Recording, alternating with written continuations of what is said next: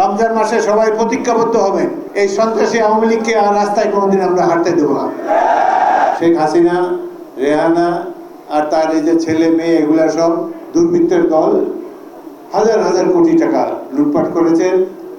এবং আমরা বললে তো বলবো যে বিএনপি বলছে, কিন্তু জাতিসংঘ নিরপেক্ষ প্রতিষ্ঠান, সকল রাষ্ট্রের মুরব্বী, তারা বলেছে যে যত হত্যাকাণ্ড বাংলাদেশে ঘটেছে, রাজনৈতিক হত্যাকাণ্ড, সবগুলোর নির্দেশদাতা ছিলেন শেখ হাসিনা। ফ্যাসিস্ট হাসিনার সরকার 16টি বছর এই দেশকে ধ্বংস করে গিয়েছে লুটপাট করে। এখনো অপকর্ম নাই যেটি তারা না করেছে। গুম, হত্যা, খুন এবং দেশের সম্পদ বাইরে পাচার করেছে।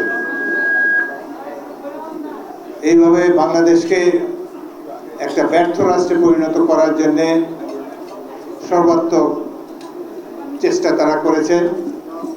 আমরা অনেকেই ধরে নিয়েছিলাম যে এরা বোধহয় দীর্ঘদিন থাকবে, মানুষের এই আহাজারি বোধহয় আল্লাহর কাছে পৌঁছাবে না।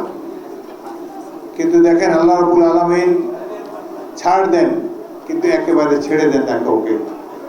যেই জন্যে এই ফ্যাসিস্ট কুখ্যাত স্বৈরাচারিণী শেখ হাসিনাকে দ্রুত অল্প সময়ের মধ্যে দেশ ছেড়ে পালাতে হয়েছে।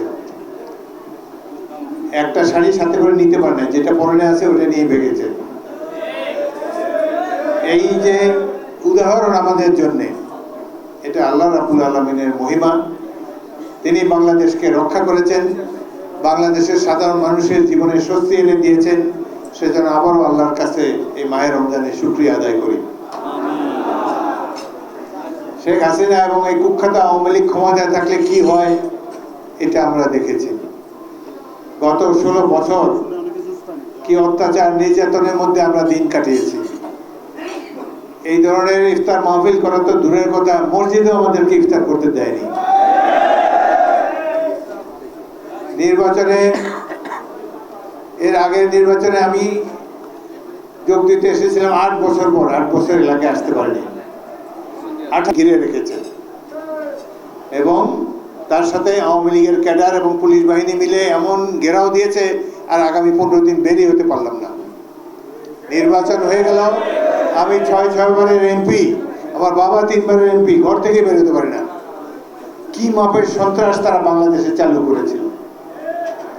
সেই জন্যই আল্লাহর তরফ থেকে এই গজব তাদের উপরে এসেছে। এখন তাদের দেখেন কত বড় বড় কথা বলছে, কত জোকার আমরা টেলিভিশনে দেখেছি। কি বলতো, খেলা হবে। কোথায় এখন খেলা?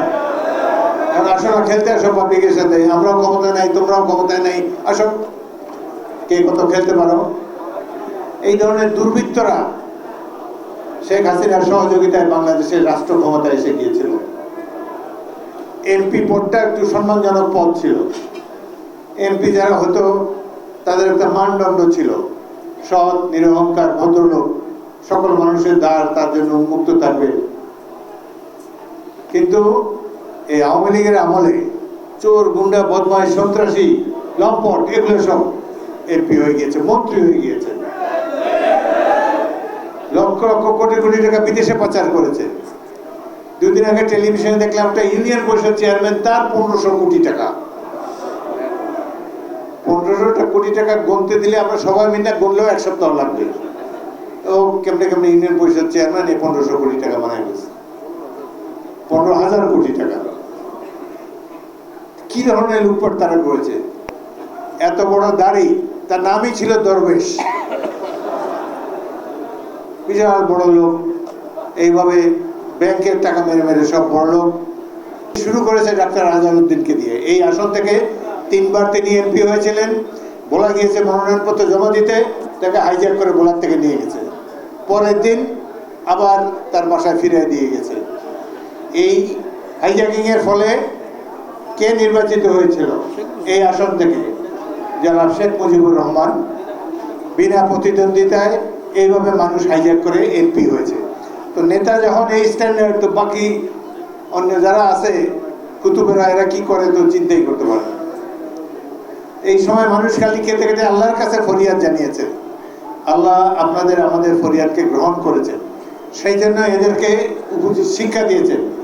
আজকে রমজান মাসে সবাই প্রতিজ্ঞাবদ্ধ হবেন, এই সন্ত্রাসী আওয়ামী লীগকে আর রাস্তায় কোনোদিন আমরা হাঁটতে দেব না।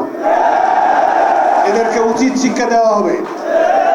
যেইভাবে হাজার হাজার মায়ের বুক খালি করেছে, তাদেরকে শিক্ষা দিতেই হবে আমাদের।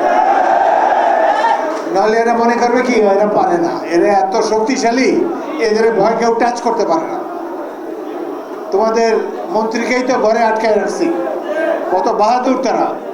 এখন সময় এসেছে, আল্লাহ অত্যাচারিতকে কখনো ক্ষমা করে না। আমরা তার বান্দা হিসাবে এই সমাজ থেকে এইসব দুর্বৃত্তদেরকে নির্মূল করার জন্য যা করা লাগে ইনশাল্লাহ আমরা করব।